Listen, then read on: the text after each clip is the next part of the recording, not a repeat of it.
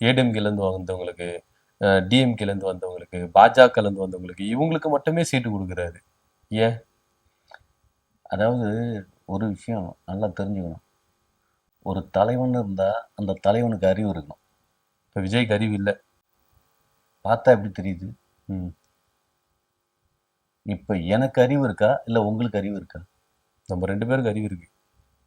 அறிவு இருக்கா? ம். ஹலோ, ம். கேள்வி கேட்கிற அறிவாளியா பதில் சொல்றவன் அறிவாளியா? கேள்வி கேட்கறவன் தான் அறிவாளி. அப்ப பதில் சொல்றவன் முட்டாளா? புரியல.